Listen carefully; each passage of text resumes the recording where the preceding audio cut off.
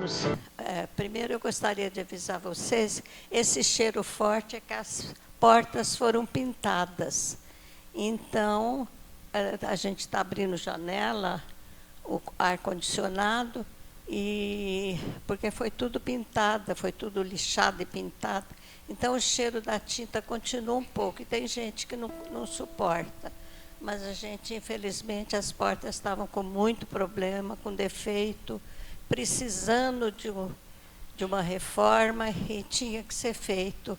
E nós não temos outro jeito a não ser fazer durante a semana e na hora do trabalho o cheiro incomoda mesmo. Então, gostaríamos de pedir desculpa a vocês e abrir bastante as janelas para que nada não seja tão ruim.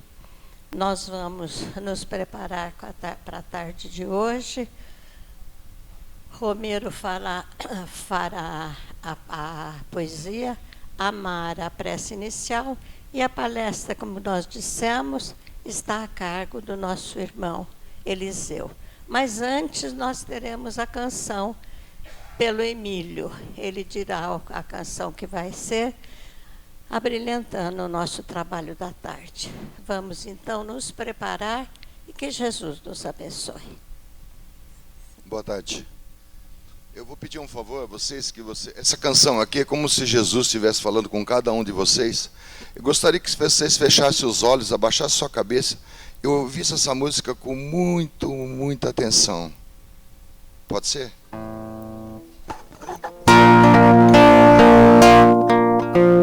Jesus, eu vou falar com você agora. Tenho esperado esse momento. Tenho esperado que viesses a mim. Tenho esperado que me fale. Tenho esperado que estivesses assim. Eu sei bem que tens vivido. Sei também que tens chorado. Eu sei bem que tens sofrido. Permaneço ao teu lado. Ninguém te ama como eu. Ninguém te ama como eu. Olhe pra cruz, esta é a minha grande prova. Ninguém te ama como eu. Ninguém te ama como eu. Ninguém te ama como eu. Olhe pra cruz, foi por ti que te amo. Ninguém te ama como eu. Eu sei bem que me dizes, ainda que nunca me fales. Eu sei bem que tem sentido, ainda que nunca me reveles. Tenho andado ao teu lado, junto a ti permanecido. Eu te levo em meus braços, sou teu melhor amigo. Quem te ama como eu. Quem te ama como eu. Olhe pra cruz, esta é a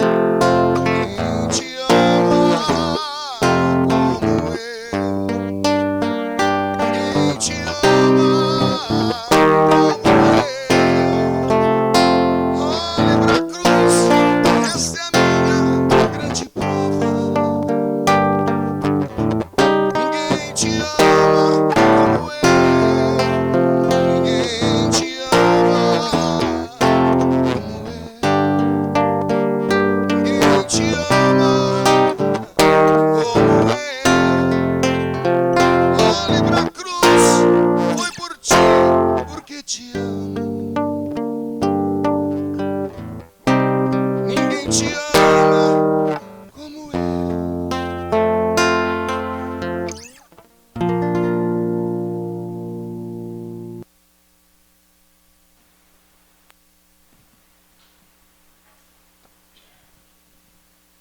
Poesia de João de Deus na psicografia de Francisco Cândido Xavier. Oração.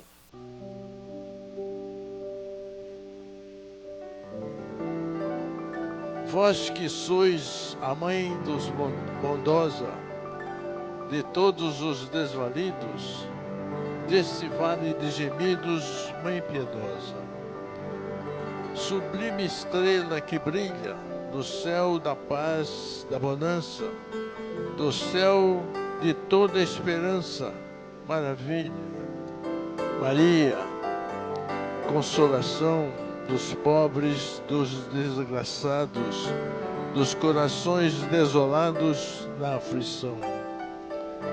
Compadecei-vos, Senhora, de tão grandes sofrimentos, deste mundo de tormentos que apavora. Livrai-nos do abismo tredo, dos males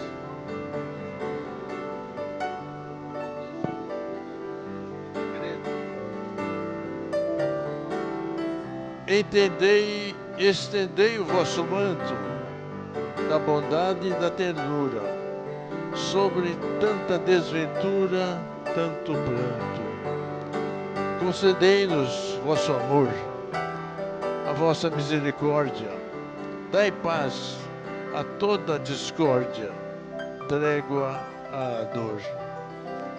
Vós que sois mãe carinhosa dos fracos, dos oprimidos, deste vale de gemidos, mãe bondosa.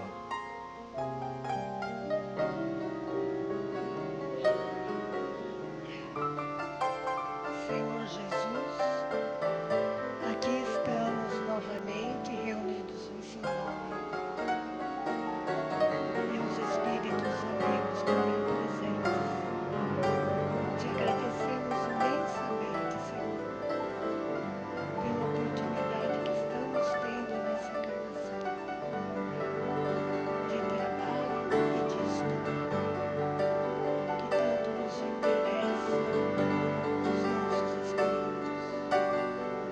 Mestre amado, com sua cabeça no caminho, nos ampare, nos abençoe e nos ilumine, para que possamos sempre estar no caminho teu. Abençoa também o nosso irmão Eliséu, que preparou a lição tão com amor para todos nós. Que o Senhor abençoe, envolva e o ampare sempre. E para agradecer a Deus, Pai nosso que estás nos céus, santificado seja o vosso nome. Venha a nós o vosso reino, seja feita a vossa vontade, assim na terra como no céu. O pão nosso de cada dia dá-nos hoje. Perdoa, Pai, as nossas dívidas, assim como perdoamos aos nossos devedores. E não nos deixe, Senhor, cair em tentação, mas livra-nos de todo mal. Que assim seja, Senhor. Assim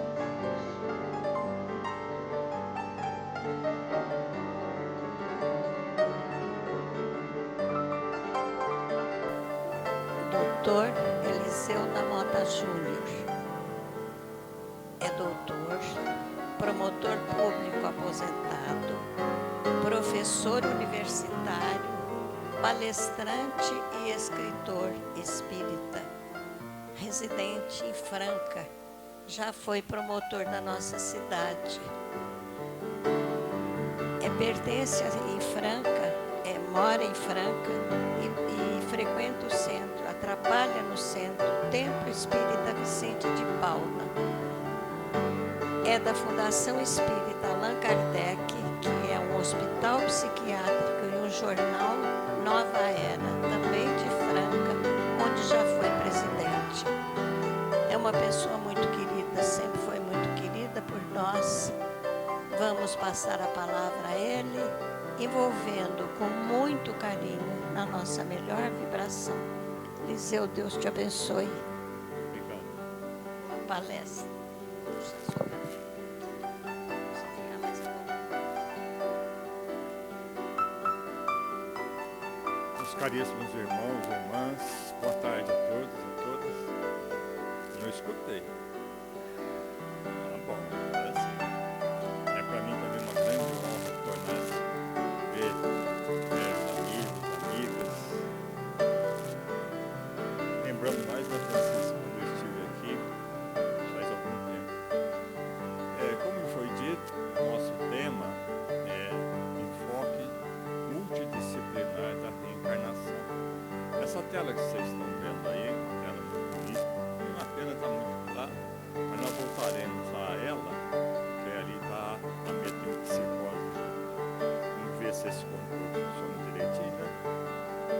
Bem, vamos então trabalhar. Quando englobadamente considerados, os princípios fundamentais da doutrina espírita formam uma nova e extraordinária visão da vida, abrindo perspectivas revolucionárias. Começamos de novo. Os obsessores vão sofrer. Pode falar direto. Então vamos começar. Quando englobadamente considerados, os princípios fundamentais da doutrina espírita formam uma nova e extraordinária visão da vida, abrindo perspectivas revolucionárias para a compreensão do ser, do destino e da dor, apresentados em admirável síntese. E melhor ainda, embora rigorosamente filosóficos, não criam sofisticações, não se embrenham numa simbologia complicada, não se dirigem ao grupo iniciático. Apresentam o resultado da transformação total do entendimento em proposituras claras ao alcance de todo, num renovado sentimento religioso capaz de fazer cada um encontrar-se a si mesmo. Porém, quando isoladamente considerados, esses princípios integram o acervo das conquistas humanas ao longo dos tempos. De fato, existência de Deus, imortalidade da alma, pluralidade das existências, pluralidade dos mundos habitados, comunicabilidade dos espíritos, a moral evangélica, todos esses temas têm sido tomados e explicados pelas mais diversas correntes do pensamento espiritualista da antiguidade e do presente. Como a reencarnação é um dos pilares do espiritismo, nós vamos fazer uma abordagem multidisciplinar. Vamos ver na história, na ciência, na Bíblia, no cinema, na literatura e, é claro, no espiritismo. Começando então com a história, nós vamos seguir aqui 2 livros. Esse do André Pessan, aí está em francês, ele é referido pelo próprio Allan Kardec, no capítulo 4º e 5º do Livro dos Espíritos, quando ele trata da pluralidade das existências, no finalzinho ele abre um parênteses, vide Allan Kardec, ele cita ele mesmo, e Pessan. Eu fui atrás desse livro aí, depois descobri que nós temos já uma tradução em português, o que é muito bom, porque ele nos poupa, o próprio Kardec fala isso, uma pesquisa profunda da história, porque ele já traz tudo pronto. E Gabriel Deleno, num livro também excelente, acho que todos conhecem, que se chama A Reencarnação. Ambos falam de Heródoto. O Heródoto é considerado o pai da história. E ele vai descobrir que já no Egito Antigo, eles acreditavam na reencarnação. Evidentemente que não com esse nome. Esse nome foi cunhado por Allan Kardec, reencarnação. Eles confundiam às vezes com ressurreição, pluralidade das existências, mas eles acreditavam que o espírito do homem, depois de morto o corpo, retornava à carne. é que eles faziam muita confusão com a metempsicose, que nós veremos agora mesmo naquela tela, que eu vou retornar a ela, que é a possibilidade de um espírito humano animar o corpo de um animal e vice-versa. Aqui temos um papiro antigo, que está escrito ali embaixo: antes de nascer, a criança já viveu, e a morte não é o fim. A vida é está ruim de ler aqui. Para que possa... Bom, enfim, acho que vocês leem melhor do que eu. Esse papiro é milenar, tem 3.000 anos antes de Cristo.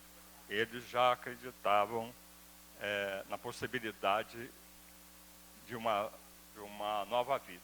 Mas é na Grécia que nós vamos encontrar bastante referência à reencarnação. Não com esse nome.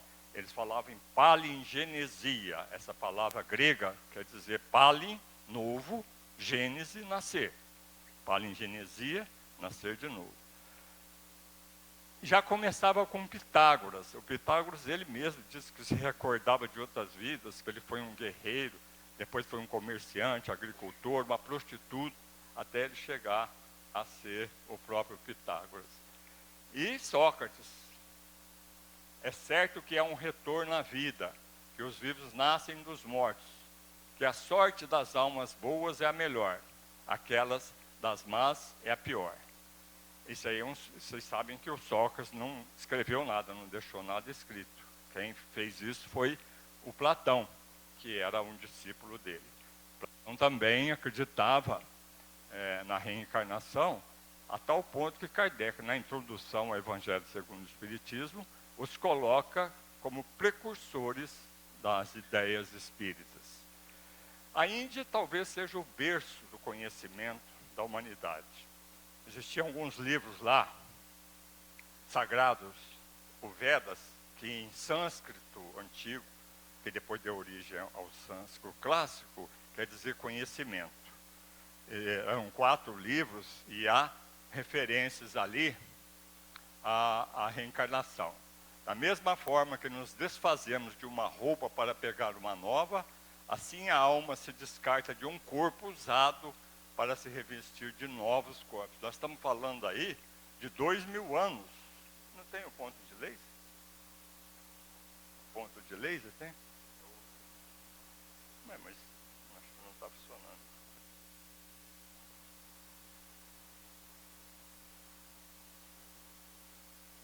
É do lado?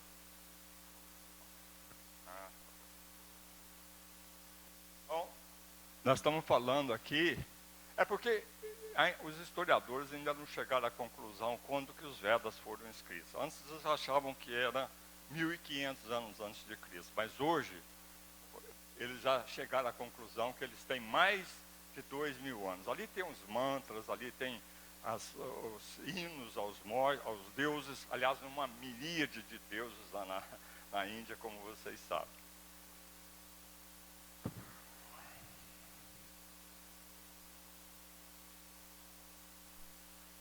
Bhagavad Gita, aqui o certo seria, eu estou apanhando um pouquinho que o meu controle é diferente desse aqui. O certo seria aqui ter um hífen aqui, porque Bhaga é canção, Vadi é uma preposição de, e Gita é Deus, em sânscrito. Então, Bhagavad Gita significa canção de Deus. Na verdade, é um diálogo entre Krishna, que é a autoridade superior de Deus, com Arjuna, que é uma alma perdida. Então, ali é um diálogo interessante entre eles. E aí, eles têm uma referência muito grande à metempsicose, só que com forma de punição. Por exemplo, eles achavam que um sujeito glutão, quando ele desencarnasse, ele ia reencarnar como porco. Se ele era muito nervoso, bravo, ia reencarnar como leão. Essas pessoas aéreas iam reencarnar como uma ave. Então, a metempsicose para eles era uma espécie de punição. Aí, então, vamos voltar nessa tela. Vou ficar aqui mais de frente. Tomar cuidado com os degraus aqui, né? Vou tirar essa tampinha que ela está se escapando toda hora. Aqui em inglês, meu inglês também é macarrônico, mas vamos tentar. Assim como a alma encarnada continuamente passa nesse corpo atual, da infância para a juventude até chegar à velhice, assim também a alma de maneira similar passa depois da morte para um outro corpo. Uma pessoa esclarecida não se assusta com isso. Isso está no Bhagavad Gita, no item 2, subitem 13. Então aqui nós temos duas hipóteses. Aqui nós temos a reencarnação, certinha, né? Nós sabemos aqui a representação da morte e aqui da vida. Então, aqui só apenas anciãos estão morrendo. Nós sabemos que não é bem assim, mas está representando a morte e de cá as crianças nascendo. Aqui embaixo, a metempsicose. Então, seria a possibilidade de um ser humano desencarnar e a sua alma encarnar num animal. E vice-versa. Então, aí há a possibilidade de um animal morrer e o seu espírito, se é que se pode chamar de espírito, já reencarnar como homem. Então, Kardec, nos itens 611 a 613 do Livro dos Espíritos, e mais uma nota daquela profunda, como ela é própria do Kardec, ele vai explicar que isso é absolutamente impossível. Então, nós acreditamos na reencarnação, mas não na metempsicose. Ok? Opa, pulou bastante aqui. Estou apanhando desse controle. Ué? Ah, tá. Então agora vamos ver, ali nós vimos na história. Agora nós vamos ver a reencarnação na ciência. Vocês sabem que, como ela disse, eu sou universitário. Então, a gente sabe que as pessoas, se eu estivesse falando só, as pessoas guardam apenas 25%. Se você assistir uma palestra verbal, só expositiva, você vai guardar 25%. Por isso é que eu uso imagem, porque senão eu teria que falar 4 vezes, porque 4 vezes 25 dá quanto? Eu teria que falar 4 vezes. Então a imagem ajuda bastante, né? Então é reencarnação na ciência. Como sempre, vamos voltar lá na França, mais ou menos na época de Kardec, com Albert de Rochat. Aqui está o livro dele, onde que é o ponto mesmo? Aqui do lado, né? O livro dele em francês, aqui a tela, por causa da claridade, ficou um pouco prejudicada. E de cá, uma tradução em português. Todos esses livros aqui eu recomendo para vocês, viu? Porque tem espírita que, como dizia o Sérgio Lourenço, quer aprender por subacose. Carrega o livro dos espíritos debaixo do subaco, não vai aprender. Tem que estudar, né? O Albert de Rochat, ele aplicava passos longitudinais nos seus pacientes e com isso ele conseguia ter a regressão de memória. Ele foi assim um embrião, vamos dizer, das terapias de vida passada, tudo isso aí com de Rochat. O de Rochat, ele foi um engenheiro militar, foi diretor lá da Escola Politécnica de Paris, tradutor e principalmente pesquisador dos fenômenos espíritas. Já um tempo depois, nos Estados Unidos, o Morris Netterton, que era doutor em psicologia, ele cunhou o termo terapia de vidas passadas, esse TVP. Na verdade, não é bem vida passada, o correto seria a TVP, terapia de vivências passadas. Porque às vezes você tem um trauma aqui é uma metáfora, porque vocês sabem que em grego trauma é fratura. Então não tem jeito de fraturar a alma, né? Que é algo volátil. Mas costuma-se dizer um trauma psíquico quando a pessoa sofre um choque muito grande, certo? Nós vamos ver isso aqui, um exemplo do Netterton. E por meio da técnica específica, o paciente pode acessar o núcleo do seu trauma, aí está a palavra, e a partir daí é possível desenvolver o processo de cura dos sintomas. E ele usava a hipnose. Só que ele usava a hipnose ativa ou auto-hipnose. Ele não precisava de outra pessoa para ele se hipnotizar. E com isso, o Netterton, já pegando o embrião de Derrochá e outros que o antecederam, ele começou a trabalhar com a regressão de vidas ou vivências passadas. Aí está o livro dele. E aqui a doutora Maria Júlia Pérez, acho que alguém conhece ela aí, ela é esposa do Ney Prieto Pérez, ela é psiquiatra. Ela conheceu o Morris Netterton e o trouxe ao Brasil. Os filhos dela, que são psicólogos, eles começaram a TVP aqui no Brasil. Os dois filhos da doutora Júlia e do Ney Prieto Pérez. E aí, o dia que ele veio fazer um workshop aí em São Paulo, o Morris Netterton, ele permitiu que antes as pessoas se inscrevessem, se quisessem fazer um ensaio, participar do workshop. E uma moça que se inscreveu, ela sofria de asma, mas uma asma muito complicada, que às vezes até perdia o fôlego. E ela foi hipnotizada, isso aí está representando. Isso quem relatou foi a doutora Maria Júlia.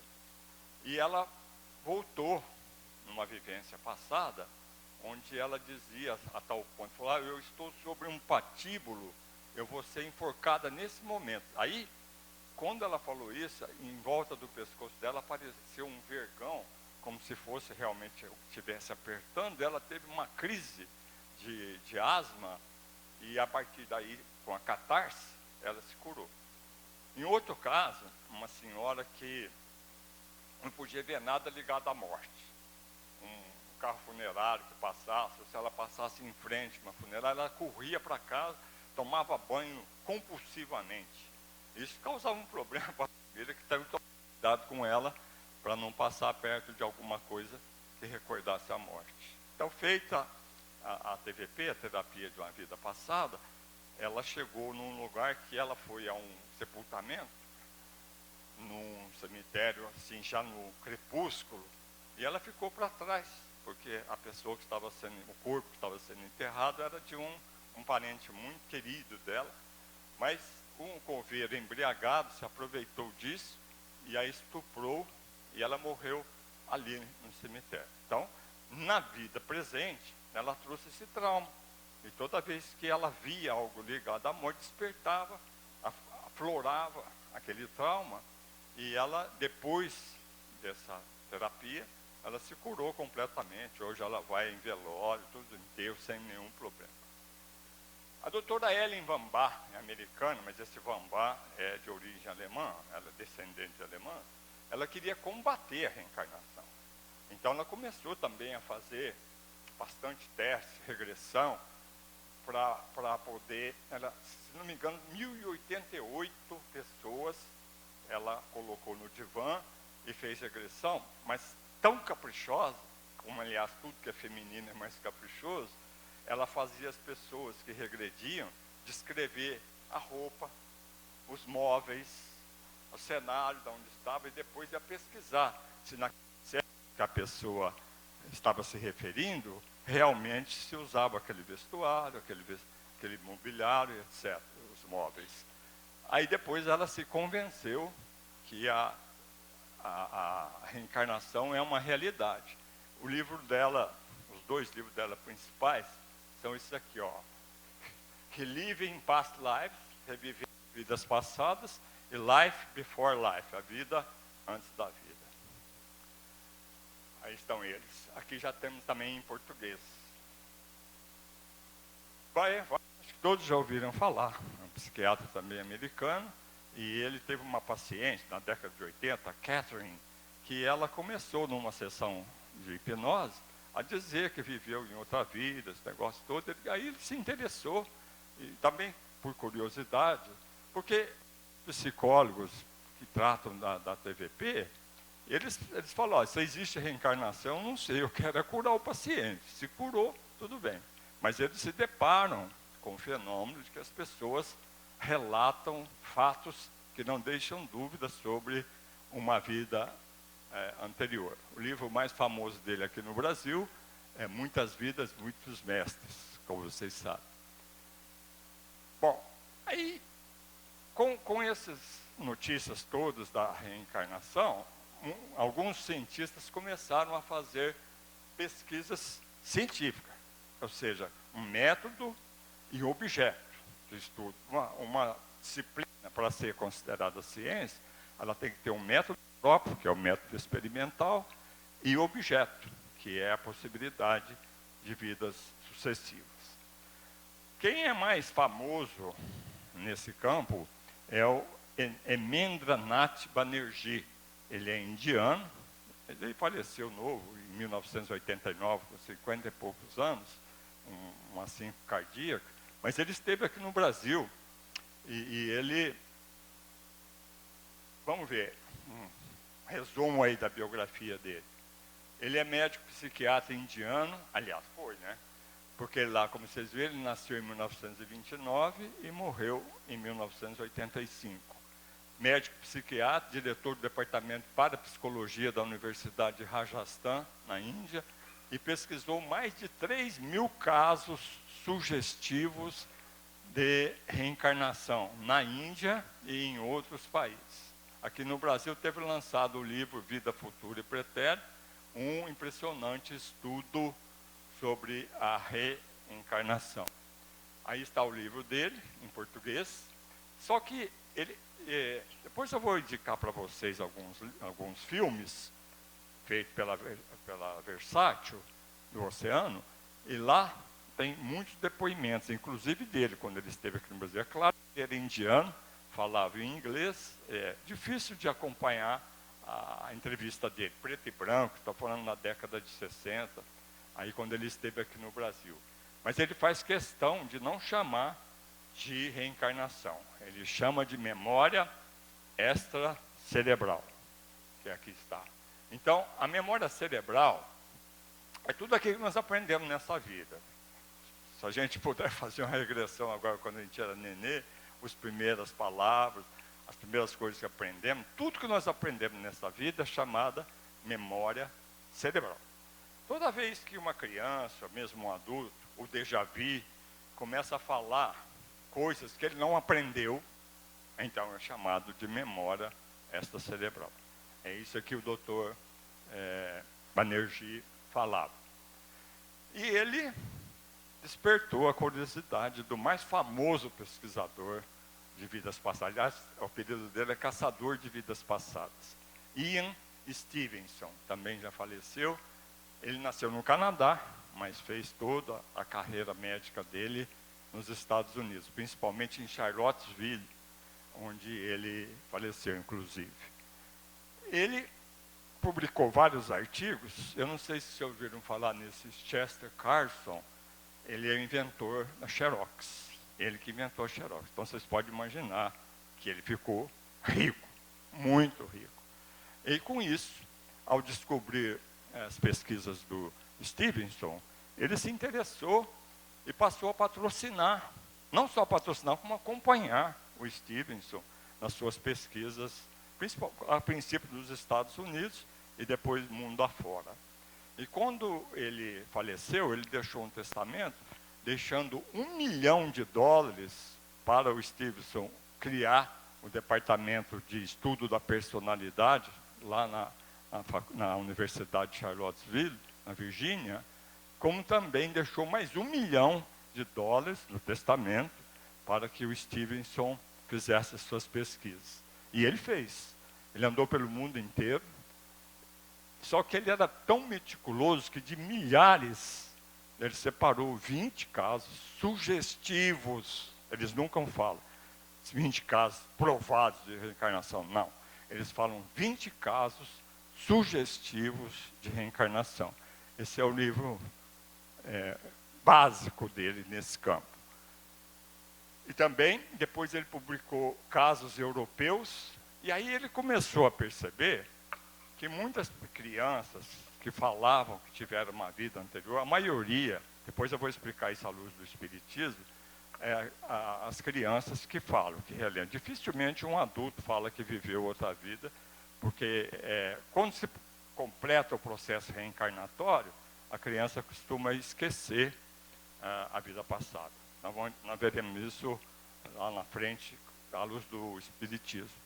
E ele começou a perceber que muitas crianças falavam, morreu com 2 tiros no peito, por exemplo, e nasceu com essas marcas no corpo. Então, ele chamava de marcas de nascença, birthday marks. Ou, aí ele sabe quanto esse livro dele, Reincarnation and Biology, tem mais de 3.000 páginas, são 2 volumes. Então, ele vai mostrar a relação entre as marcas de nascença de uma criança, por exemplo, com o tipo de morte que ela teve numa existência anterior. Uma facada, uma pancada na cabeça, o que seja que tenha provocado a morte. Porque mais de 51% dos casos que ele levantou, de pessoas que se lembravam de vidas passadas, eram de morte violenta. Tiro, facada, etc. Aí, aqui no Brasil, o doutor Hernani Guimarães Andrade, acho que já ouviram falar, não é? Ele começou essas pesquisas. Ele fundou o IBPP, Instituto Brasileiro de Pesquisas Psicofísicas, e eu entrevistei ele para a Revista Internacional de Espiritismo, porque logo depois que eu me aposentei no Ministério Público, eu trabalhei aqui em Matão. Eu vinha na segunda-feira, ficava ali no hotel em Leiria, em frente ao Clarim, e ajudava lá. E tive a ocasião de entrevistá-lo para a Revista Internacional do Espiritismo. Ele morreu em 2003, mas foi antes disso. Até porque eu tive um menino que morreu com 3 anos, queimado com tiner. A minha esposa não gosta de falar, porque eu estava no fórum, mas eu tinha terminado a casa e os pedreiros deixaram o resto ali de material, né, tinta e tal, e eu não sei como, ele queimou 80% do corpo, 3º grau, com tiner. Aí, eu já era espírita, minha mulher era católica, e ela ficou quase desesperada, porque ela se queimou também. Quando ela tentou apagar o corpo do Caio, ela se queimou. E aí, mas ele não morreu na hora. Eu moro em Franca, isso aconteceu lá. Eu levei ele para Marília, que era o único hospital de queimado que tinha naquele momento, e ele faleceu, se encarnou lá em Marília. E aí, eu fiquei sabendo das pesquisas, porque eu tive 2 filhas depois. Eu tinha uma filha de 9 anos quando o Caio morreu, e depois tive mais 2. Então a gente estava curioso, eu principalmente, minha mulher, ia lá na igreja, o padre falava que era desígnio de Deus, e sei lá o que significa isso, mas tudo bem. E aí eu queria saber se uma dessas 2 meninas podia ser a reencarnação do Caio. Ele falou, você fica atento, porque eu vou explicar depois como que ele fez as pesquisas. Até o caso de Franca mesmo. E essa senhora aqui, Suzuko Hashizumi, porque o doutor Hernani, ele era engenheiro, foi engenheiro lá em Volta Redonda, depois foi engenheiro em São Paulo, onde ele montou o IBPP, mas depois ele preferiu uma vida do interior, ele veio para Bauru, e é onde ele ficou, e é onde foi que eu entrevistei ele.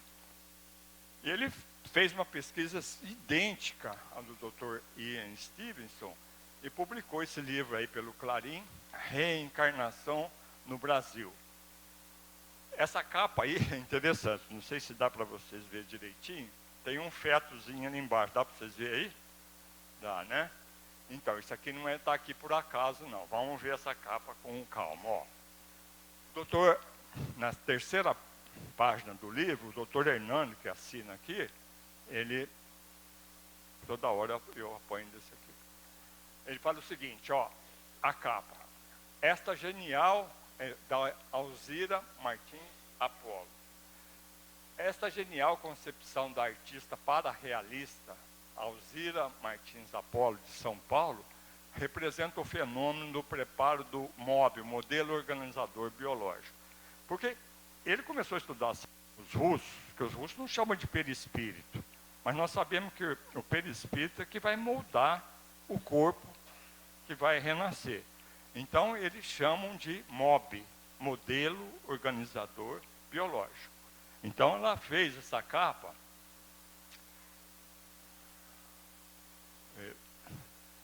Está vendo ali, ó, esse feto?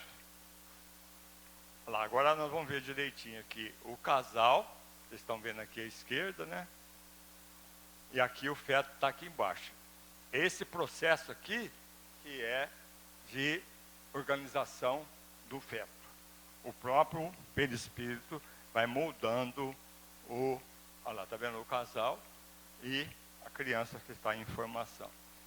Bom, o doutor Hernani, então, publicou nesse livro aí 8 casos sugestivos de reencarnação. É um livro volumoso, só para você, mas só 8 casos, mas é que ele vai a fundo na pesquisa. Primeiro ele fala da intermissão. O que é intermissão? Que Kardec chama de erraticidade. Intermissão é intervalo. Quanto tempo demora, vocês acham, entre uma pessoa desencarnar e reencarnar? Isso varia. Então ele faz uns gráficos, é uma média de 200 anos. 200, a média. Pessoas ficam mais, outras ficam menos. E são exatamente essas que ficam menos, coisa de 5, 10 anos, aquelas que se recordam mais da vida passada, por alguma razão que a gente desconhece, né? Mas deve ter um motivo lá. Então, esse período que vai entre um túmulo e um novo berço, nós chamamos de intermissão. Kardec chama de erraticidade. Tudo bem? Então, ele fala de casos resolvidos e casos não resolvidos. O que é isso? Caso resolvido é quando a criança começa a falar que foi fulano na outra vida, papapá, e ele vai atrás e ainda descobre alguma pessoa ligada àquela criança. Que ela pertenceu, que ela foi marido de alguém, filho de alguém, desencarnou, e ele encontra essa família. E casos não resolvidos é que ele não consegue localizar as famílias anteriores dessas pessoas. E um caso de Franca, que eu fui acompanhando, ele é do caso do Rogério e Manuel Jerônimo. Aí Franca, que está aí, não sei se vocês já foram em Franca, isso aí que vocês estão vendo é o relógio do sol. Foi um padre francês que passou por Franca há muitos anos e fez esse relógio do sol. Aí todo mundo vai lá em Franca, compra postal, aquele tempo que punha postal, né, no correio. Estive em Franca, lembrei-me de você, essas coisas aí. E o meu pai, quando ia lá, ele falou: você sabe ler isso aí? Eu falei: sei. Aí eu ficava aqui onde nós estamos, e ali atrás está a matriz. Então tinha o relógio. Meu pai falou: quantas horas? Eu falei: tal hora, porque eu estava olhando lá no relógio da matriz. Porque é complicado de ler horário nisso aí. Mas isso aí é só para dizer que foi em Franca. Então, aí está o jornal Nova Era, que ela se referiu, tem mais de 100 anos esse jornal, Jornal Espírita. E o doutor Agnello Morato, que está aí, era um colega seu, Cláudio, um dentista famoso, né? Você conheceu ele? Ele era um pesquisador também, odontólogo, como a Cláudia, e espírito também, como a Cláudia. E ele publicou um artigo em vários capítulos nesse jornal, contando a história que eu vou resumir para vocês. Tinha um menino lá em Franca, que nasceu em 16 de julho de 1977, que chamou Rogério Fernando Borges Carvalho. E ele começou a falar que ele era o Manuel Jerônimo, que ele era curador, um preto velho que curava, e morava, naquele tempo chamava Covas, é um distrito de Franca, hoje ele chama Miramontes, é 6 quilômetros de Franca. Então ele começava a falar que ele curava, que uma cobra picou ele, ele acabou morrendo. E aí foram pesquisar, o doutor Hernani foi com o Ney Preto Pérez, lá para Franca, a Suzuco, e ficaram na casa do doutor Agnello, e ainda aí levantaram. Aí está o Manuel Jerônimo, Mané Jerônimo, lá ele nasceu em 1862 e morreu em 45. Como vocês viram, o menino renasceu em 77. Aí pequenininho ele começou a falar que ele é Mané Jerônimo, que eu preciso voltar lá, porque eu deixei uma santinha com ele de Nossa Senhora Aparecida, que eu usava para fazer as minhas curas. E eu falei para ele na hora que eu morri, que eu estava para morrer: ó, você guarda essa santa, que qualquer dia eu venho buscar. E ele volta lá, e, claro, santinho, Manuel Jerônimo já tinha morrido, e aqui está a Urutu, que foi a cobra que vocês sabem que é Urutu, se ela não matar, ela alérgica. Ele foi picado, ficou mancando, o menino tinha uma marca na canela, marca de nascença, birthday Marx, e confirmava aquilo que ele falava, que ele tinha sido Manuel Jerônimo e ele tinha morrido por conta disso aí. Todos os casos, tanto o Dr. Ian Stevens quanto o Dr. Hernani, eles contam casos, que a criança fala isso, papapá, e depois eles falam, bom, se não for recordação de vida, pode ser fraude. Eu falo, mas fraude por quê? Eles não ficaram famosos por causa disso, não me pediram dinheiro, então tudo isso tem a ver com a hipótese de fraude. Os cientistas falam em criptomnésia, a memória escondida. A criança pode ter ouvido isso aí, porque o pai do Rogério, desse menino, tinha sido benzido pelo Manuel Jerônimo. Então eles acham que ele pode ter ouvido isso lá na infância e ficou lá na criptomnésia. A outra é a percepção extrasensorial. Então o sensitivo vai, busca no inconsciente do pai dele, que conhecer, mas é mais complicado que aceitar a reencarnação.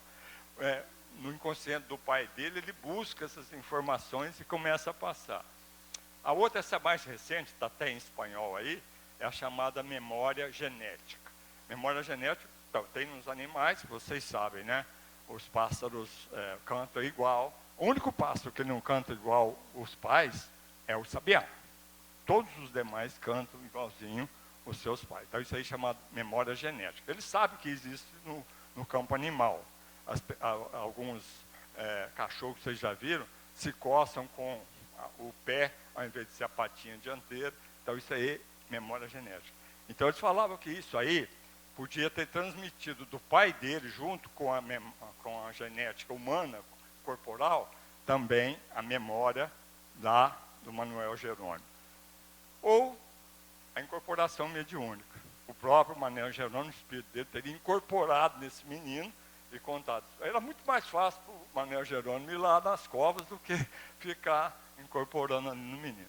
Aí depois deixa. Eles nunca falam, nem o Dr. Hernani, nem o Ian Stevenson, isso é reencarnação. Fala, caso que sugestivo de reencarnação. Se você quiser aceitar, aceite. Se não quiser, não tem nenhum problema. Bom, ainda dentro desse campo da ciência, eles estudam as crianças prodígio. Vocês já devem ter visto aí por aí, né? Músicos, crianças, Beethoven, o próprio Mozart, eles ainda adolescentes, antes da adolescência já compunham, e outros mais que seria até cansativo enumerar. Pintores, o próprio Miguel Ângelo, com 13 anos, ele já pintava como um profissional. Sábios, literatos, poetas, todas essas crianças aí que são chamadas crianças prodígios, são indícios de que trouxe conhecimento de vida passada. A outra hipótese é muita sorte, né? Na hora da genética ali, um gene de memória cerebral trouxesse essa genialidade. Paramos ali com a ciência e agora vamos para a Bíblia. No Velho Testamento, a primeira coisa que eu quero fazer uma distinção com vocês é entre esses termos: ressuscitação, ressurreição e reencarnação. Tem muita confusão sobre isso aí. A ressuscitação é quando uma pessoa tem uma parada cardíaca ou cardiorrespiratória e você faz aquelas manobras, né, para poder reanimá-lo, ou aplicação de remédios direto no coração, principalmente adrenalina, enfim, aquelas manobras para poder ressuscitar. Os médicos não gostam mais de falar ressuscitação, eles falam reanimação, que dá na mesma, porque ânima em latim é alma, então reanimar é o mesmo que ressuscitar. Mas deixa. Então, no episódio do Lázaro, o que houve ali foi ressuscitação, e não ressurreição, e nem reencarnação. Porque Jesus tem um fluxo energético. Lázaro, levanta-te. Ele estava cataléptico, catalepsia, e letargia, que seja, a morte aparente, porque senão ele não tinha jeito. Jesus falou, eu não vim destruir a lei. Ou se a pessoa está morta, não tem jeito. Tanto é que o Lázaro morreu depois. Então, ele ressuscitou o Lázaro. Aí está ele saindo lá de dentro do túmulo. E esse John Snyder, esse livro é complicado, porque ele combate vigorosamente, às vezes até com um pouco de veemência, a reencarnação. Olha lá, reencarnação ou ressurreição. E ele vai dizer que, para ele, o que vai haver no fim dos tempos é a ressurreição dos mortos, e jamais a reencarnação. Isso no dia do juízo final. No Antigo Testamento, nós temos várias passagens, que seria até cansativo também falar todas que eu pesquisei, mas eu separei algumas assim, mais evidentes, né? Principalmente no livro de Jó, capítulo 14, versículos 10 a 14. O que ele fala lá, o Jó? Quando o homem está morto, vive sempre. Acabando os dias de minha existência terrestre, esperarei, porquanto a ela voltarei. Faltou o voltarei ali, está meio escuro. Agora, no Novo Testamento, nós temos aí abundância da referência à pluralidade das existências. Eles não usam o termo reencarnação. Quem criou o termo reencarnação foi Allan Kardec. Jesus, vamos ver Jesus no que ele fala. Essa tela aí é da transfiguração, né? Os 3 evangelistas sinóticos, Mateus, Marcos e Lucas. Por que sinótico?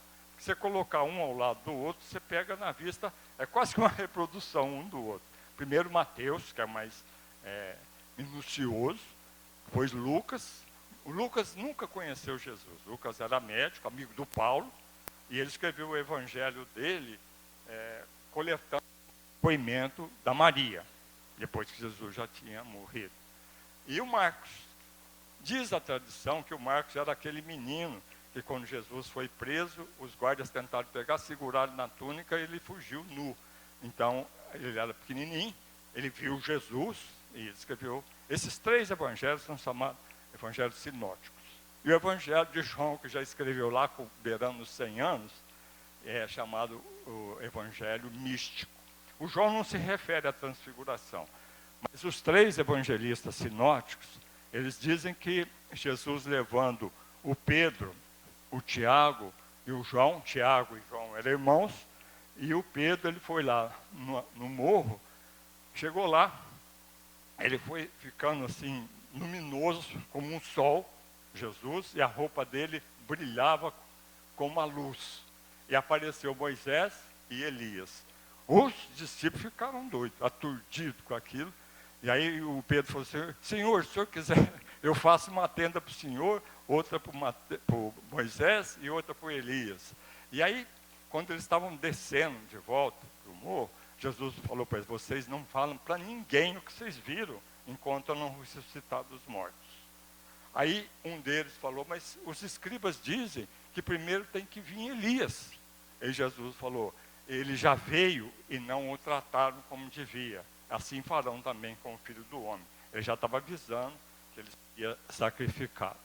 E aí, João Batista e Elias. Por que João Batista foi decapitado? Porque a Salomé, filha da Herodíades, ela era uma moça bonita, e o Herodes um dia embriagado falou para ela, você pede o que você quiser. Ela estava dançando seminua lá no palácio, e aí a mãe dela, que ela não gostava do João Batista, porque o João Batista estava falando, vocês não podem casar, ela é ex-mulher do seu marido, que negócio todo.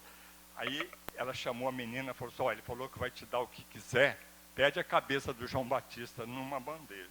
E o rei, palavra dada, não pode voltar atrás, ele mandou cortar a cabeça do João Batista. E por quê? Porque quando ele foi Elias, naquela disputa com os sacerdotes de Baal, ele mandou cortar a cabeça de centenas de sacerdotes de Baal, naquela disputa de acender para pirafonia.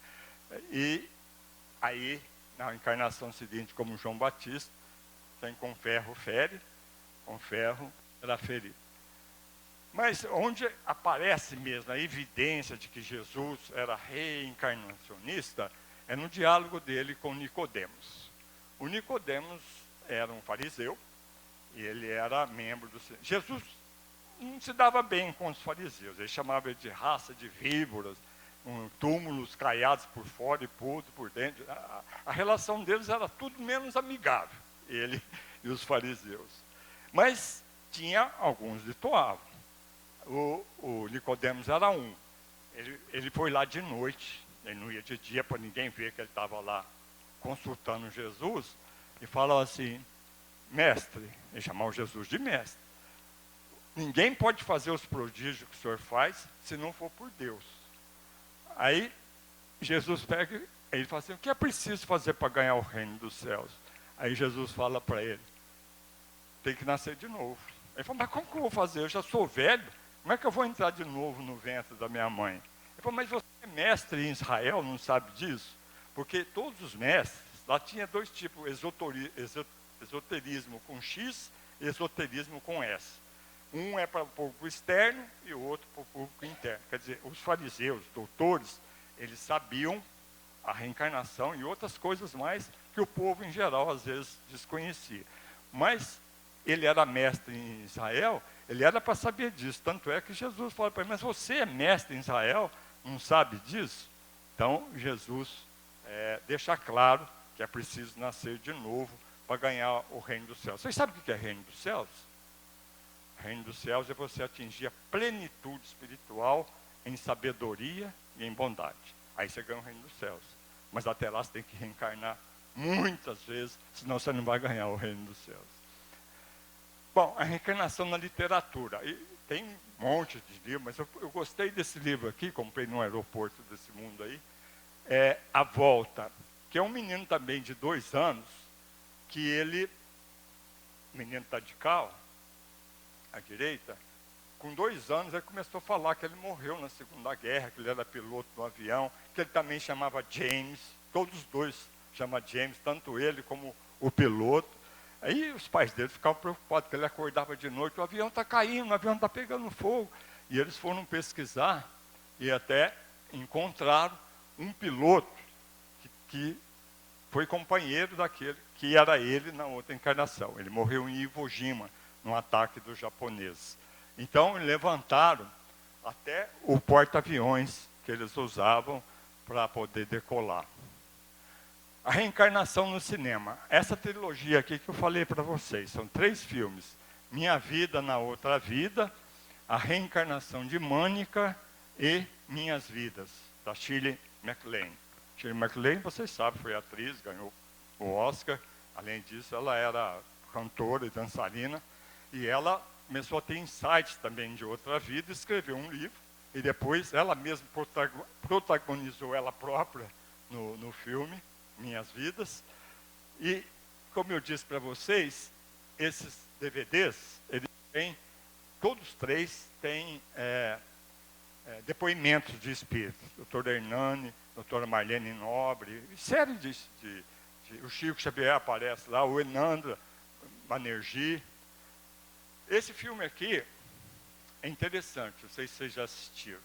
Essa daqui, não sei se ela está encarnada ainda, é a Johnny Cocker. Ela é arquiteta nos Estados Unidos, e ela, desde pequena, começava a desenhar uma igreja e insistia que ela tinha teve uma outra vida na Irlanda, em Malahide. E aí, essa daqui seria ela na outra vida, a Mary Sutton. Ela vai lá e ainda descobre filhos dela. Ela teria desencarnado em 1930, reencarnou nos Estados Unidos, mas ainda encontrou vários dos filhos dela lá na Irlanda. Aí está um deles, o Tony, que é o mais velho, e com a mãe verdadeira. Porque aquela atriz, a Jane Seymour, aquela mesma de algum lugar no passado, depois de 20 anos, ela fez a Mary Sutton aí. A reencarnação de Mônica é uma menina que vivia na Índia e falava que tinha vivido no Nepal, deixou lá o marido, uma casa, uma vida muito abastada, muito rica, e ela vai lá com esse padre, que ele era um missionário lá, e encontra realmente o marido, só que ele já estava casado com outra, vira um rolo, não vou fazer mais spoiler, que às vezes vocês vão querer assistir. Aí está a Shirley, né, tanto do livro quanto do filme. E esse filme, que também é muito interessante, O Pequeno Buda, em que o Dalai Lama, morre um Dalai Lama, e um parceiro dele ali, um monge, sai pelo mundo, levando uma tigela que ele usava para se alimentar, e vai procurar no mundo inteiro onde que ele reencarnou para não sofrer solução de continuidade. Há uma sugestão de que o Dalai Lama é sempre o mesmo espírito. Ele morre, desencarna, encarna em algum lugar, não se sabe como eles acham o menino, seja americano, brasileiro, o que for, levam para lá, ele vai ser o Dalai Lama de novo. É interessante esse livro aí. E agora vamos falar do Espiritismo. Bom, falar aqui do Espiritismo para vocês sabem mais do que eu, é chover no molhado, né? Então, Allan Kardec trata disso, principalmente na segunda parte do Livro dos Espíritos, no capítulo 4, da pluralidade das existências, e ele acha tão importante isso que ele abre mais um capítulo, capítulo 5, considerações sobre a pluralidade das existências. Isso está no capítulo 4, na segunda parte do Livro dos Espíritos. Aí, eu fiz um resumo para nós aqui, que considerando que você vive um tempo no plano espiritual, certo? Você vive um tempo aqui, você vive lá e interfere aqui, você vive aqui e interfere lá, você encarna e você desencarna. Vamos ver o que eu aprontei aqui. Uma salada, mas uma salada mista. A primeira situação, nós vamos considerar que nós todos aqui estamos no plano espiritual, viu? Então nós estamos vivendo só lá, como espírito. Como é a vida lá? Depende do tipo de vida que você teve aqui. Então, você pode ir para um lugar bonito, aí você vai preparar para reencarnar, você vai escolher as provas, fazer a projeção da família que você vai reencarnar e tudo mais. Vai esquecer o passado, passar uma borracha ali na memória. Por favor. Aí acontece, vai depender do tempo de intermissão. Aquilo que eu falei para vocês. Quanto mais rápido você reencarna, maior a possibilidade de você ter insights, recordações da existência anterior. A segunda situação é como espírito interferindo aqui no mundo corpóreo. Seja para o bem, né, através da mediunidade psicográfica, seja lá o que for, fazendo sempre o bem, o espírito escolhe um médium, escreve através dele, pinta através dele, enfim. Ou para o mal. Aí está vendo um fenômeno de poltergeist, essa palavra alemã, espírito barulhento. Eles aprontam uma anarquia, a lá, a moça está até levitando, mexe, você já deve ter visto isso aí. Então, quando o espírito está lá, ele pode interferir, que é claro, precisa de ter a mediunidade e ectoplasma. Às vezes o médium nem sabe que ele está fornecendo ectoplasma para que o espírito interfira aqui. A terceira situação é em trânsito. Tá vendo? Vocês lembram da cegonha aí? Não, né? Do mundo espiritual para o mundo corporal. Vamos fazer assim um exercício mental. Quantas mulheres vocês acham grávidas agora na face da Terra? Algumas na concepção, outras já adiantadas, 2, 3 meses, outras já dando à luz, né? E aí ele chega aqui feliz da vida, né? Para mais uma encarnação. Tá certo? Milhões, talvez, de mulheres estejam possibilitando esse trânsito do espírito, mundo espiritual, para uma nova experiência aqui. A quarta situação é do espírito vivendo aqui no mundo corporal e só. Ele nem pensa na outra coisa. Não pensa em religião, só quer saber de viver a vida material. E hoje nós temos muita preocupação com a educação das crianças. Está vindo, vocês já devem ter notado, uma legião de espíritos preparados no mundo espiritual. Eles usam mais o hemisfério direito do cérebro do que o hemisfério esquerdo. Vocês sabem que o hemisfério esquerdo é da razão. Então, ali você guarda as coisas concretas. O hemisfério direito é da emoção. Você guarda as coisas abstratas. Por exemplo, um exemplo muito banal. Você conhece hoje uma pessoa, que você nunca tinha conhecido na vida antes. Aí ela te apresenta, prazer, José. Aí você guarda no hemisfério esquerdo o nome, José. E no hemisfério direito a efígie, a imagem dela. Daí passa 2, 3 meses, um ano, você encontra com ela Aí você fala assim, você sabe que você conheceu, mas quem falou que você lembra do nome? Por quê? Porque você resgatou a imagem que estava aqui do lado direito, mas não lembrou do nome que estava no hemisfério esquerdo. Esses espíritos vieram preparados para ter mais intuição. Eles interagem com os adultos como se fosse com um adulto também. Eu tenho um amigo, por exemplo, que ele tem um netinho e que sabe tudo de computador, né? Ali por 10 anos, e esse meu amigo apanha desse computador o dia inteiro. E um dia desse ele estava lá, pelejando o computador, pá, a tela ficou pretinho. Ô Guilherme, vem aqui, Guilherme é o netinho. Chegou, o que foi, vô? Olha aí, esse inferno aí sumiu tudo. Eu falei, calma. Aí ele vai lá, tecla, não sei o quê, voltou tudo, tá bom. Daí a pouquinho ele vai, está escrevendo, Guilherme, o que foi, vô? Outra vez? Ô vô, como que você fazia para viver antes de eu nascer? Porque aqui tudo sou eu. Isso com relação a pessoa estranha. Agora vou contar o que aconteceu comigo. Eu tenho 2 netinhos. O Henrico fez 9 anos esses dias e o Davi, irmão dele, vai fazer 3. No dia do aniversário do Henrico, tinha bastante convidadozinho ali no prédio, no salãozinho, e aí um deles teve a péssima ideia de perguntar para ele, ô Henrico, o que você vai ser quando crescer? Ele falou, você é igual ao meu avô. Ele falou, você vai ser promotor? Ele falou, não, aposentado, que ele não faz nada e ganha. Isso aconteceu comigo. Então essas crianças vieram abalar as estruturas das famílias e tudo mais. Adolescência, não precisa nem falar. Quem assistiu a série Adolescentes, vocês sabem que essas crianças aí, esses adolescentes são complicados. Opa! Pulou bastante. E a educação dos filhos, então, hoje é uma responsabilidade muito grande, porque eles serão todos os profissionais de amanhã. Vocês estão vendo essas crianças aí? Vai ser seu médico, seu geriatra, seu dentista, daqui uns dias. Então vamos tratar isso direitinho para cuidar da gente, não é isso? Bom, a quinta situação, então, é vivendo no mundo corporal, aqui, e interferindo no mundo espiritual. Aquilo que Kardec chama, no capítulo 9, da segunda parte, emancipação da alma. O que é isso?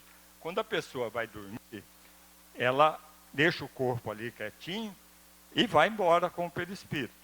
Está vendo esse cordão prateado aí? Os médios, quando trabalham na mesa mediúnica, eles sabem que o espírito está ali encarnado ou não, por causa desse cordão prateado, que ele está ligado aqui ao corpo. Olha lá, está vendo? A moça está deitada aqui, o espírito sai e vai passear. Aonde que ele vai? Depende. Tem uns que vão preparar a sua vida no plano espiritual, aprender, e outros vão para a balada. Aí depois no outro dia que a gente sabe, amanhece um carro. Nossa, amanheci um carro. Também bagunçou a noite inteira. Não é? Então, para você saber onde você esteve durante a noite, você vê como que você amanhece. Está bem? Sexta situação e última é em trânsito do mundo corporal para o mundo espiritual em processo de desencarnação. Tem pessoa que fala desencarne. Não, desencarne não. Porque se fosse assim, as pessoas muito magras não desencarnavam, desossavam, né? Então, Kardec fala desencarnação e não desencarne. Desencarne é açougueiro que faz isso, certo? Agora mesmo eu perguntei, quantas mulheres estão grávidas nesse momento? Milhares, mas outro tanto também está voltando para lá. Na infância, na juventude, na maturidade, na velhice, está acontecendo morte agora, é o que o Herculano chamava de metrô do além. Ele leva um monte e traz um monte para cá, vai nessa troca. Então, como que pode morrer? Morrer aí, por exemplo, num homicídio, aí o espírito nem sabe que desencarnou, às vezes, né? Vocês assistiram o Ghost, ele fica ali perdido. Ou então, quando ele é bem assistido, aí nós temos os familiares do lado de cá e os espíritos benfeitores, socorristas que eles chamam, esperando, ainda não desencarnou. Não, já sim, já está aqui, ó. Aqui está o corpo físico, aqui já está o espírito acolhido.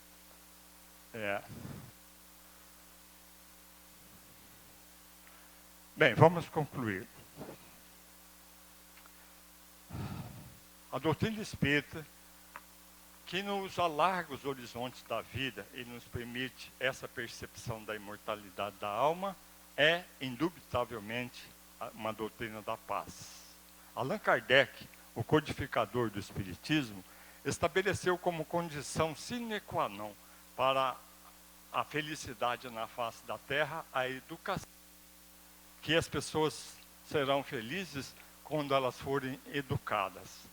Mas não essa educação formal que se transmite através da simples memorização, mas a educação moral, a educação dos hábitos, essa educação que tem a ver com a transformação moral do homem para melhor. E então, quando isso acontecer, ela se tornará o maior adversário do orgulho e do egoísmo, os verdadeiros inimigos da criação, da criatura humana. Porque enquanto vicejar o egoísmo no coração das pessoas, aí estará presente a miséria moral, que é a geradora de todos os distúrbios que aturdem a criatura humana. E hoje, há 25 anos que já estão acesas as luzes do terceiro milênio, e a humanidade parece que está deslumbrada, tomando atitudes absurdas, inusitadas, na inútil tentativa de postergar a inexigibilidade das leis divinas. E quando isso acontece, eis que volta Jesus, o Cristo Consolador, pelas páginas fulgurantes da doutrina espírita. Religião nenhuma trouxe descrucificado esse homem incomparável, que mudou radicalmente a estrutura do pensamento na face da terra e nos trouxe a luz mirífica que jamais se apagou. Foi o ser mais perseguido da história. Durante 300 anos, milhões de pessoas foram mortas em homenagem a ele, porque lhe prestavam homenagem. Foram exiladas, estupradas, empaladas, enterradas vivas, lançadas às feras, mas todas cantando hossanas. Ninguém, quanto ele, logrou comover tanto o mundo. Lembramos de Buda e a sua mensagem, a mensagem do meio é doce, mas Buda não deu o testemunho da cruz. Lemos o Bhagavad Gita e a mensagem de Krishna nos alcondora com a reencarnação, mas ninguém foi capaz de subir uma montanha diante do mar, erguer os braços e dizer: bem-aventurados os pobres de espírito, porque deles é o reino dos céus. E nesse mundo de hoje de espíritos pobres, é muito difícil ser pobre do espírito da arrogância, do ciúme, da maldade, do crime, da avareza. E, no entanto, Jesus os escolheu, esses que têm as mãos vazias de moeda, mas o coração cheio de paz e esperança, como candidatos ao reino. A sua mensagem, embora tenha sido adulterada, falsificada, desfigurada, é resumida por Allan Kardec na melhor forma possível. Amai-vos uns aos outros como eu os amei. Uma velha tradição diz que Shammai, um rabino que viveu 100 anos antes de Jesus, ensinava na sinagoga e no templo.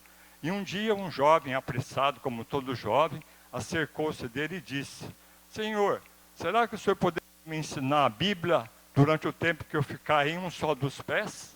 E Shammai disse: é impossível, meu filho. A Bíblia é um livro muito complexo e seu estudo demanda anos. E o jovem redarguiu: então para mim não serve. E procurou Hilel, um outro sábio, e perguntou a mesma coisa: o senhor poderia me ensinar toda a Bíblia enquanto eu ficar em um só dos pés? E Hilel disse: posso, toma postura. E o rapaz se colocou em um pé só, esperando um longo sermão, e Hilel disse: ama, e calou-se. E o jovem aturdido disse: e o que mais? Nada mais. O senhor quer me dizer que toda a Bíblia se resume a amar? Sim. E o resto que tem na Bíblia? O resto é a explicação disso. Quem já ama não precisa da Bíblia. E Jesus resumiu tudo isso na mais notável trilogia de todos os tempos: amar a Deus sobre todas as coisas e ao próximo como a si mesmo.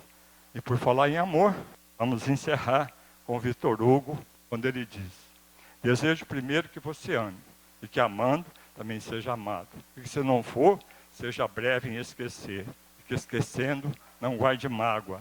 Desejo, pois, que não seja assim, mas se for, saiba ser sem desesperar. Desejo também que você tenha amigos, que mesmo maus e inconsequentes, sejam corajosos e fiéis, e que pelo menos em um deles você possa confiar, sem duvidar. E porque a vida é assim, desejo também que você tenha inimigos. Nem muitos, nem poucos, mas na medida exata, para que algumas vezes você se interpele acerca das suas próprias certezas, e que dentre eles pelo menos um seja justo, para que você não se sinta demasiado seguro.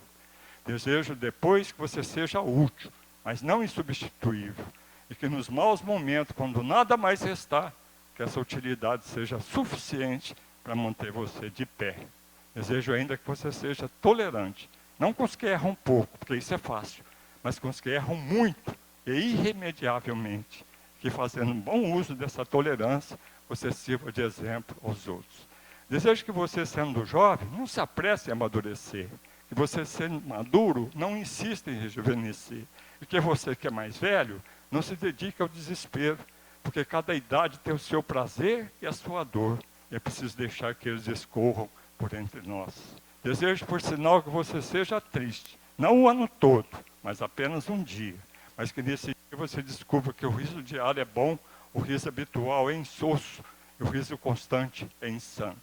Desejo que você descubra, com o máximo de urgência, acima e a respeito de tudo, que existem injustiçados, infelizes e oprimidos, e que eles podem estar aí, bem à sua volta. Desejo que você afague um gato, alimente um cuco, e ouça o João de Barro erguer triunfante o seu canto matinal, para que assim você se sinta bem por nada. Desejo também que você plante uma semente, por mais minúscula que seja, e acompanhe o seu crescimento, para que você saiba de quantas, muitas vidas é feita uma árvore. Desejo outro sim que você tenha dinheiro, porque é preciso ser prático. Mas pelo menos uma vez por ano, coloque um pouco na sua frente e diga, isso é meu, só para ficar bem claro quem é o dono de quem. Desejo também que nenhum dos seus afetos morra, por ele e por você, mas que se morrer, você possa chorar sem se culpar e sofrer sem se desesperar. Desejo, por fim, que você, sendo homem, tenha uma boa mulher. Que você, sendo mulher, tenha um bom homem. Que vocês se amem hoje, amanhã e nos dias seguintes. E quando estiverem exaustos e sorridentes, ainda haja amor para recomeçar. E se tudo isso acontecer, então não tem mais nada a lhe desejar, senão o meu muito obrigado.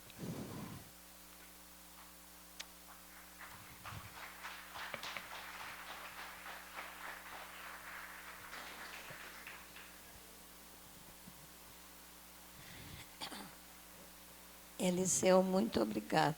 Gratidão é nossa, de todos nós aqui, com certeza.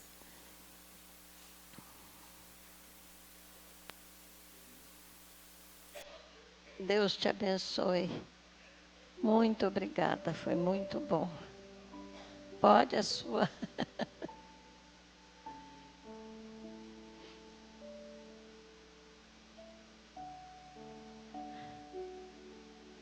Nós agradecemos imensamente ao nosso irmão, a palestra, o carinho que tem para conosco, estar aqui conosco depois de tanto tempo.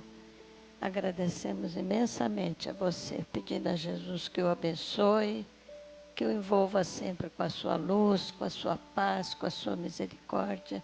Não só você, mas você e toda a sua família. Deus te abençoe sempre. E muito obrigada de todos nós. Querido Jesus, mais uma tarde, terminando esta parte do nosso trabalho, a nossa gratidão, querido Mestre.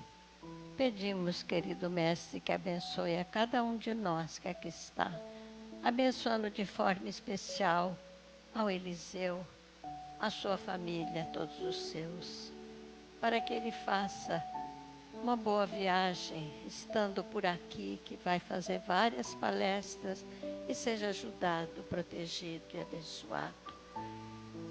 Pedimos, querido Jesus, que nos abençoe a todos, abençoando nossos lares, nossos entes queridos, nossos familiares, abençoando esta casa que nos acolhe com tanto amor e carinho, a todos que aqui vêm, a todos que aqui trabalham, e abençoe esses irmãos que se dedicam a nós toda semana do mundo espiritual, nos ajudando não só neste trabalho, como ao seguinte trabalho que continuamos. Agradecemos imensamente o seu amor e sua bondade para conosco, Mestre. Agradecemos esses irmãos, mas a nossa gratidão maior é a Deus que nos deu todas as oportunidades. A Ele a nossa gratidão perene, para que possamos continuar aprendendo como hoje, aprendendo e seguindo em frente, para um dia chegarmos lá, conquistarmos o nosso reino, estarmos mais próximos e mais felizes, que é isso que buscamos. E agradecidos, nós gostaríamos de dirigir a Deus nos reunindo num só coração e num só pensamento, nós e o mundo espiritual, incluindo você, querido Mestre, para que nos acompanhe nesta prece que levamos a Deus com todo amor e gratidão, dizendo: Pai nosso que estais no céu, santificado seja o vosso nome. Venha a nós o vosso reino, seja feita a vossa vontade, assim na terra como no céu. Pão nosso de cada dia nos dai hoje. Perdoai as nossas dívidas, assim como perdoarmos aos nossos devedores, e não nos deixeis cair em tentação, mas livrai-nos, Senhor, de todo o mal. Que assim seja. Querido Mestre, permaneça conosco, que possamos retornar aos nossos lares, certos da sua presença entre nós. E pedimos sempre, querido Jesus, que possamos estar com você, agora e sempre. Que assim seja.